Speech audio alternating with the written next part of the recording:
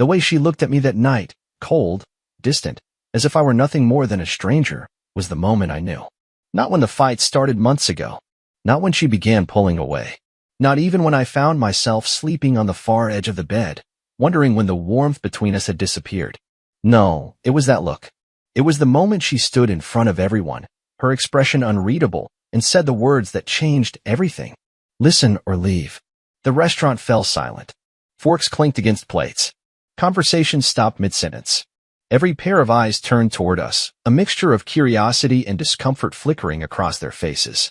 I stared at her, trying to process what had just happened. The woman standing before me was not the woman I had married. Not the woman I had built a life with, shared dreams with, fought for. She knew exactly what she was doing. She had planned this. And yet, even then, some pathetic part of me wanted to believe this was salvageable. That this was just another one of her power plays, another attempt to push me into a corner and make me beg. But I wasn't going to beg. Not this time. I reached for my keys, feeling the weight of them in my palm. I could hear my own heartbeat in my ears as I pushed my chair back, the legs screeching against the polished floor. I didn't say a word. I just turned and walked away. And as I stepped outside into the night, the cool air hitting my skin, I knew I wasn't just walking out of that restaurant. I was walking out of her life. The cold air hit me like a slap the moment I stepped outside. It was the kind of autumn night that carried a biting chill, the kind that crept into your bones and made you feel small under the weight of it. But I barely noticed. My mind was too busy replaying the last 10 minutes over and over, each second stretching longer than it had in real time. Listen or leave. The words still echoed in my head. She had said it so easily, like she had been rehearsing it for weeks. Maybe she had. Maybe, to her, this was a performance, and I had played my part exactly as she had hoped. I tightened my grip on my car keys, my knuckles white against the metal. I should have felt something, rage, sadness, regret. But all I felt was numb. I heard the restaurant door swing open behind me, the soft chime of the bell above it breaking the silence of the empty parking lot. For a brief moment, I thought it was her. That maybe, just maybe, she had come to her senses. That she would come running out after me, telling me she didn't mean it. That we could still fix this. But it wasn't her. It was just a couple, their laughter cutting through the night like knives. They didn't even notice me as they passed by, caught up in their own little world, completely unaware that they had just witnessed the end of someone else's. I turned toward my car, unlocking it with a quick click of the fob. But instead of getting in, I just stood there, staring at my own reflection in the driver's side window. I looked hollow. I had spent so much time trying to hold on to this marriage, trying to keep things from crumbling, that I hadn't noticed how much of myself I had lost in the process. How long had it been since I felt happy? Since I felt wanted? Since I felt like I mattered? I exhaled sharply, pushing the thoughts away. This wasn't the time for that. Right now, I just needed to drive. Needed to get away from the weight of that restaurant, from the eyes that had watched me walk out without a fight, from the feeling that I had already lost something long before tonight. Sliding into the driver's seat, I shut the door and gripped the steering wheel. My wedding ring glinted under the dim parking lot lights. It felt heavier than usual. I stared at it for a long time before finally pulling it off and setting it on the passenger seat. Then, without looking back, I started the car and drove into the night. The engine hummed beneath my hands as I pulled onto the empty road, the headlights cutting through the darkness ahead. I wasn't sure where I was going. I just knew I couldn't stay.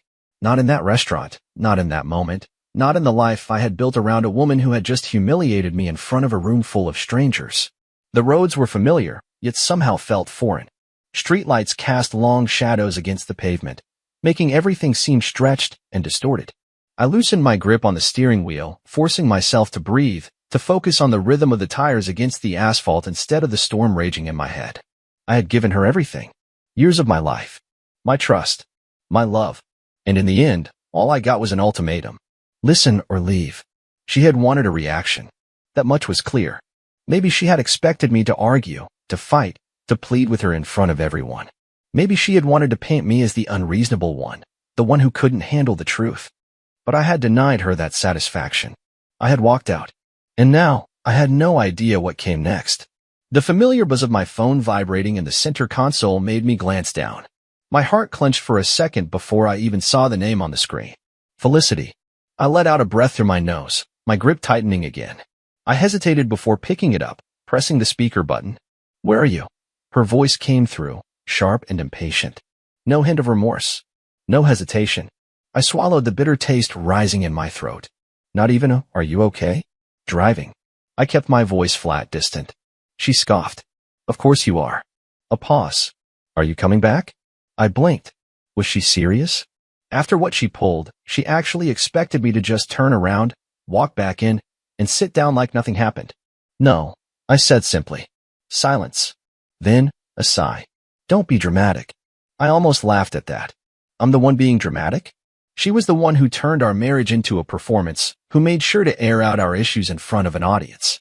And now she wanted to act like I was the one making a big deal out of it? "You gave me a choice, Felicity," I reminded her. "I made it." "You didn't even hear what I had to say," she snapped. I clenched my jaw. "You didn't give me a chance to." Another pause. I could hear the faint murmur of voices in the background, her friends, maybe, or just the remnants of the restaurant. She was still there. Probably still sitting at the table like nothing had happened, like I was just some inconvenience that had interrupted her night. "Look, let's just talk when you calm down," she said, as if I were the one who had caused a scene. "Come home." I stared at the road ahead, the street lights flashing by one after another. And for the first time in a long time, I realized, I don't want to. Not tonight, I told her. She was quiet for a few seconds, then I heard the sharp exhale through her nose. "Fine," she muttered. "Suit yourself." Then the call ended. I let out a breath, setting the phone back down. The road stretched on ahead of me, dark and open. And for the first time in years, I had no obligations, no expectations. Just the choice to keep driving. I kept driving, the road stretching ahead of me like a blank page. There was no destination in my mind, just the need to move, to keep putting distance between myself and the mess I had left behind. The world outside the car felt eerily still. The streets were mostly empty, the glow of streetlights casting long, warped shadows across the pavement. The occasional pair of headlights passed me, but for the most part, it was just me, the engine's hum, and the thoughts clawing at the inside of my skull. Felicity's voice still rang in my head. The way she had dismissed me. The way she had scoffed when I told her I wasn't coming back. "You're being dramatic." "No, Felicity. You're being delusional." Did she really think this was something we could just sweep under the rug? That I would come back home, sit across from her in the kitchen, and pretend she hadn't humiliated me in front of a room full of people? That she hadn't reduced our entire marriage to a public spectacle? It wasn't just about the ultimatum. It was everything that had come before it, the subtle shifts in her behavior, the way she had been treating me differently for months. I had ignored it, convinced myself that things would get better, that she was just going through something. But now, I was seeing it clearly for the first time. Felicity hadn't just crossed a line tonight. She had burned the whole damn thing down. I pulled into an empty gas station parking lot and cut the engine. The sudden silence was almost suffocating. I leaned back in my seat, rubbing my hands over my face, trying to process the wreckage of the last hour. Where did I even go from here? I reached for my phone, scrolling mindlessly through my contacts. I wasn't even sure what I was looking for, a lifeline, maybe.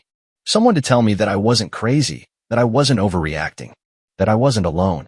My thumb hovered over one name for a long moment before I finally hit the call button. It rang twice before the voice on the other end picked up. "Elliot." I let out a breath I hadn't realized I was holding.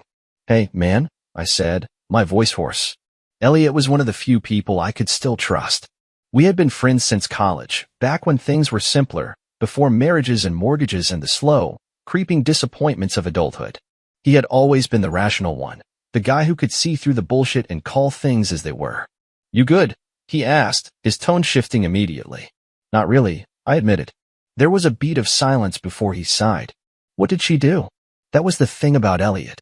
He never had to ask if something had happened. Just what? I swallowed hard. She gave me an ultimatum. In front of a whole restaurant. His breath came out sharp. "Are you serious?" "Dead serious. Listen or leave." That's what she said. A long pause. "And you left?" "Yeah." I could hear the approval in his silence. Elliot had never been Felicity's biggest fan, though he had always kept it to himself. He never told me outright that she was bad for me, but he never told me I was lucky, either. "Where are you now?" he asked. "Some gas station. I just needed to drive." "You need a place to crash?" I hesitated. Did I? The idea of going home, of stepping into that house and feeling the weight of what had happened, made my chest tighten. "Yeah," I said finally. "That'd be good. Come over. I'll be up." I ended the call, gripping the steering wheel for a moment before starting the engine again. And as I pulled back onto the road, I realized something. I wasn't just avoiding home. I was avoiding her. The drive to Elliot's place felt longer than it should have. Maybe it was the weight of the night pressing down on me, or maybe it was because, for the first time in years, I had nowhere I had to be. I didn't belong to that house anymore. I didn't belong to Felicity anymore.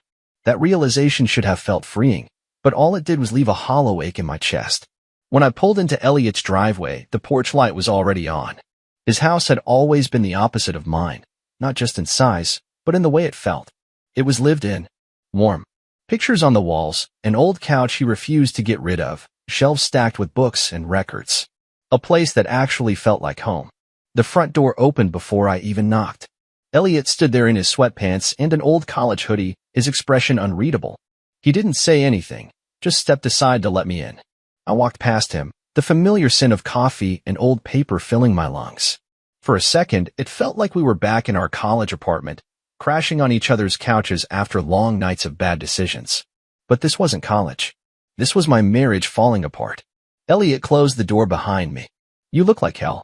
"Thanks," I muttered, dropping my keys onto the counter. He grabbed a bottle of whiskey off the shelf and poured 2 glasses, sliding one toward me. "You want to talk about it?" I stared at the drink. I wanted to. I needed to. But where did I even begin? I picked up the glass and took a sip, letting the burn settle in my throat before answering. "She's been different for a while now," I started. "Distant. Cold." I kept telling myself it was just stress or that maybe I was imagining it. But tonight, it was like she wanted me to walk away. Elliot leaned back against the counter, arms crossed. She did it in public on purpose. She wanted people to see. That's not an accident. I exhaled through my nose. Yeah, that's what I keep thinking too. Silence stretched between us for a moment before he spoke again. "Do you think there's someone else?" The question hit me harder than it should have. It had been sitting in the back of my mind for months, whispering to me at night when I lay awake staring at the ceiling. I took another sip of whiskey before setting the glass down. "I don't know." Elliot didn't press, but the look in his eyes told me he had already made up his own mind. I ran a hand through my hair, feeling the exhaustion settle deep in my bones. "I just don't get it, man. We used to be happy. I used to make her laugh. And now I can't even recognize her." Elliot sighed. "People change. Sometimes they just don't change with you." I hated how much sense that made. "You staying here tonight?" he asked, changing the subject. "Yeah," I said. "Good. You need sleep. We'll figure out the rest later." He clapped a hand on my shoulder before grabbing a spare blanket from the hall closet and tossing it onto the couch. "For what it's worth," he said as he turned to head to his room, "I'm proud of you for leaving." I nodded, not trusting myself to say anything. And for the first time in a long time, I let myself breathe. I woke up to the sound of birds chirping outside the window and the faint smell of coffee drifting through the house. For a moment, I forgot where I was. My brain, still sluggish from sleep, expected to hear the rustling of Felicity moving around in the kitchen, the sound of her phone buzzing with notifications she never let me see. But then I remembered. I wasn't home. I wasn't hers anymore. I sat up slowly, rubbing the sleep from my eyes. The couch had done a number on my back, but I'd slept harder than I had in months. Maybe even years. There was something about knowing I didn't have to wake up and pretend anymore, pretend that everything was fine, pretend that Felicity and I were just going through a rough patch instead of spiraling toward the inevitable. I stood and stretched before making my way to the kitchen, where Elliot was already at the counter, pouring himself a second cup of coffee. He looked up when he saw me and wordlessly slid a mug across the counter. "You look like you got hit by a truck," he said, taking a sip. "I feel like I got hit by a truck," I muttered, picking up the coffee and leaning against the counter. For a moment, neither of us spoke. There was something comforting about the quiet, no tension, no need to force a conversation. Just 2 old friends existing in the same space. Finally, Elliot broke the silence. "You check your phone yet?" I tensed. No, I hadn't even thought about it. I reached for my pocket and pulled it out, my stomach twisting as I unlocked the screen. Sure enough, there were missed calls and texts from Felicity. A lot of them. Some were short and clipped. "Felicity, you need to come home." "Felicity, are you seriously ignoring me?" "Felicity, we need to talk." Then, as the night dragged on, they shifted. "Felicity, I can't believe you just left like that." "Felicity, do you even care?" "Felicity, you're being selfish." I clenched my jaw. There it was, the same manipulation, The same twisted way of making everything my fault. She had humiliated me, she had pushed me away, and yet somehow, I was the one being selfish? Elliot must have seen the look on my face because he raised an eyebrow. That bad. I exhaled sharply. Same old Felicity. I scrolled further down. The messages had taken another turn in the early morning hours. Felicity, I didn't mean for things to get like this. Felicity, we should talk. Just us. No fighting. And then, the last one, sent barely 30 minutes ago. Felicity, I'm sorry. I stared at the message, something dark and unreadable curling in my chest. She wants me to come home, I said. Elliot scoffed. Of course she does. She didn't get the reaction she wanted last night. Now she's trying a different approach. I frowned. You think she's just playing games? Elliot leaned against the counter, crossing his arms. Look, man, I don't know what's going on in her head. But I do know that someone who truly cares about you doesn't humiliate you in public just to see how you'll react. And they definitely don't wait until after you leave to start apologizing. I let his words sink in, staring at my phone. Was she really sorry? Or was this just another way to control the situation? The thing was, part of me wanted to believe her. I wanted to believe that last night had been a mistake, that she hadn't meant to push me away like that. That maybe, just maybe, this was the wake-up call she needed. But another part of me, the part that had spent months feeling like a stranger in my own marriage, knew better. People don't just change overnight. I set my phone down and took a deep breath. I don't know what to do. Elliot studied me for a moment before shaking his head. Yeah, you do. You just don't want to admit it yet. And maybe he was right. Because deep down, I already knew going back wasn't an option. I sat there staring at my phone, feeling the weight of every word Felicity had sent me. The apology, the guilt trip, the manipulation, it was all right there in black and white. But the worst part? A small part of me still wanted to believe her. I hated that. I hated that after everything, after months of feeling like a ghost in my own marriage, I still felt the pull of obligation. The old instinct to smooth things over, to fix what was broken, even when I wasn't the one who had broken it. Elliot didn't say anything at first, just sipped his coffee and let me sit with the mess in my head. But eventually, he sighed. Let me ask you something. If you go back, what changes? I exhaled slowly, pressing the bridge of my nose between my fingers. I don't know. Yeah, you do. I looked up at him, and he met my stare with the same quiet patience he'd had since college. The same look he always gave me when he was waiting for me to admit something I wasn't ready to say out loud. Nothing changes, I said finally. And there it was. The truth that had been clawing at me all night. Nothing would change because this wasn't some random mistake. This wasn't an argument that had gotten out of hand. This was who she was now. She had planned that moment in the restaurant. She had wanted to corner me, to humiliate me, to force me into a position where I either bent to her will or made myself look like the villain. She hadn't expected me to leave. That's why she was scrambling now, sending me texts she probably didn't even mean. She wanted control. And the second I walked back through that door, she'd have it again. Elliot leaned against the counter, watching as the realization settled over me. So what's the move? I took a sip of coffee, letting the warmth ground me before answering. I need to go home, I said. Elliot frowned. To what end? To get my stuff. For the first time since last night, saying the words out loud felt right. I wasn't going home to fix things. I wasn't going home to fight. I was going home to leave. The drive back. The road looked different in the morning light, less eerie than it had the night before. But the weight in my chest hadn't lifted. If anything, it had gotten heavier. I hadn't seen Felicity since the restaurant. Hadn't heard her voice outside of the text she had sent. But as I pulled onto our street, a sick feeling curled in my gut. What if she was waiting? What if she wasn't alone? I gripped the wheel tighter, forcing myself to push the thoughts away. It didn't matter. Nothing she said or did was going to change my mind. I parked in the driveway and sat there for a moment, staring at the house. It was strange how a place that had once felt like home now felt like enemy territory. Taking a deep breath, I stepped out of the car. The front door was unlocked. That alone told me she had been waiting for me. I stepped inside, the air thick with something unspoken. The house was quiet, but not in a peaceful way. More like the kind of quiet that listened. And then, there she was. Felicity stood in the living room, arms crossed, looking like she hadn't slept. Her hair was a mess, her eyes slightly puffy, but the moment she saw me, her expression hardened. You finally decided to come back, she said. I ignored the jab. I'm here to get my things. Her face barely flickered, but I caught it, the quick flash of panic before she masked it with indifference. Don't be ridiculous. I'm not. I walked past her, heading straight for the bedroom. Behind me, I heard her footsteps as she followed, her voice sharp with frustration. So that's it? One argument, and you're just leaving? I let out a short, humorless laugh. One argument? I turned to face her, shaking my head. Felicity, you've been pushing me away for months. Last night wasn't the beginning. It was the end. Her jaw clenched. You're overreacting. No. I'm finally reacting.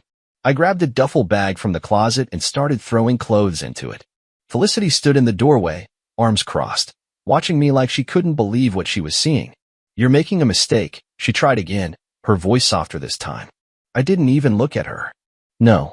I made the mistake of staying this long. Silence. Then, barely above a whisper, is there someone else? That made me stop. I turned to her, staring in disbelief. Are you serious? She held my gaze, something unreadable in her expression. There's no one else, Felicity, I said, my voice calm but firm. I'm leaving because of you. She flinched, just barely, but I caught it. For a long moment, she didn't say anything. Then, finally, in a voice so quiet I almost didn't hear it, I didn't think you'd actually leave. I exhaled, shaking my head. Yeah, I figured. I zipped up my bag and walked past her without another word. I didn't owe her any more explanations. I didn't owe her anything at all.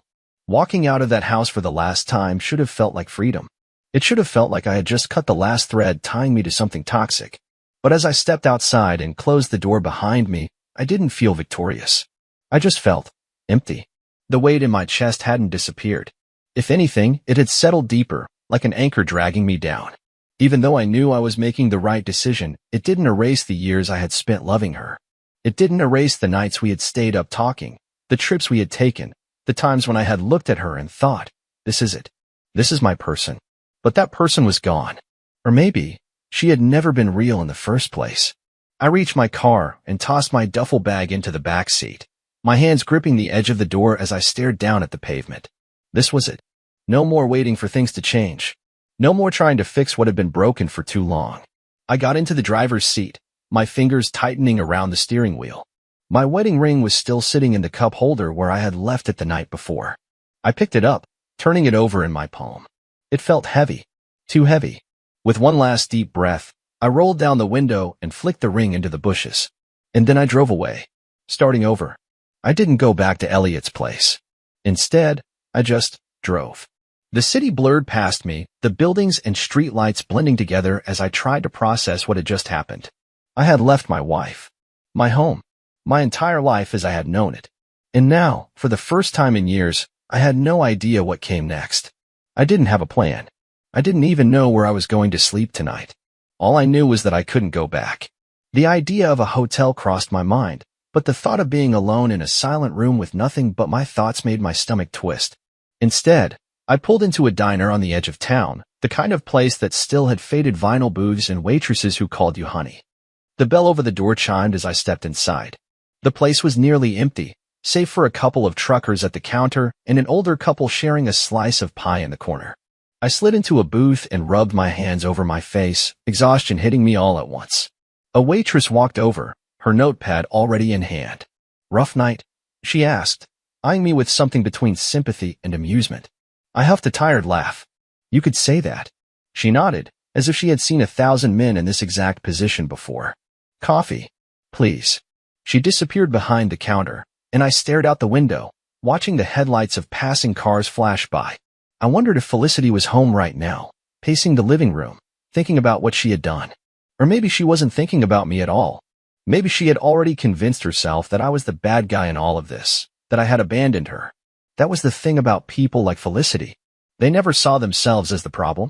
Here you go, honey, the waitress said, setting the steaming cup in front of me. You need anything else? I thought about it for a second before shaking my head. Just the coffee. She gave me a knowing smile before walking away. I wrapped my hands around the mug, letting the heat seep into my fingers as I stared down into the dark liquid. I should have felt lost, but for the first time in a long time, I felt found. Epilogue. The call I didn't expect. I don't know how long I sat there, drinking coffee and letting the world move on around me. Time felt strange, like it didn't quite belong to me yet. But then my phone rang. I glanced down at the screen, expecting to see Felicity's name again. But it wasn't her. It was someone else. Someone I hadn't heard from in a long time. I hesitated for a second before answering. Hello. A pause. Then, a voice I never thought I'd hear again. Hey, it's been a while. And just like that, everything changed. I hesitated for a moment before pressing the phone to my ear. The voice on the other end was familiar, unexpected, but familiar. Hey, it's been a while. For a second, I couldn't place it. But then, like a puzzle piece snapping into place, I knew exactly who it was. Emily. She had been a part of my life long before Felicity. Before the mess. Before I became the version of myself that settled for less than I deserved. We had lost touch years ago. Life had pulled us in different directions, as it often does. But now, here she was, calling me out of nowhere, as if the universe had decided I needed a reminder that life wasn't over. Emily. I said, still processing the moment. Wow. Yeah, it's been a while. She let out a soft chuckle. I wasn't sure if you'd still have the same number. I wasn't sure anyone still remembered it. She paused, then her tone softened. Elliot told me what happened. Of course, Elliot. He had always been the type to pull strings behind the scenes, making sure the people he cared about didn't fall apart in isolation. Yeah, I exhaled, rubbing my temple. It's been a hell of a 24 hours. I figured. That's why I called. There was something comforting about her voice. It wasn't laced with pity, just understanding. She wasn't trying to fix me, just letting me know that I wasn't alone. I appreciate it, I said, meaning it more than I expected. A brief silence hung between us, but it wasn't awkward. It was the kind of silence that only existed between people who didn't need to fill every second with words. Then she said something I didn't expect. Come see me. I blinked. What? I'm serious. You've been driving all night anyway, right? Come crash here for a bit. Get some space. Clear your head. I opened my mouth to argue, to say it was too soon, that I wasn't sure what I was even doing yet. But then I stopped myself. What was I holding on to? The life I had left behind? The house that wasn't a home anymore? The woman who had made me feel like I wasn't enough for months? Emily was offering me something Felicity never did. A choice. A real one. Where are you these days? I asked. About 3 hours south. Not too far. And I make a mean cup of coffee, in case that helps. I laughed, an actual, real laugh, the kind that I hadn't felt in a long time. That does help. She chuckled. Then what are you waiting for? I glanced at my reflection in the diner window. The tired eyes. The weight I had been carrying for months. And then, for the first time in a long time, I felt light. I'm on my way. I hung up, tossed some cash on the counter, and stepped outside. The sun was rising, painting the sky in soft oranges and purples. And as I slid into my car and started the engine, I realized something. I wasn't escaping anymore. I was moving forward. And this time, I was choosing myself.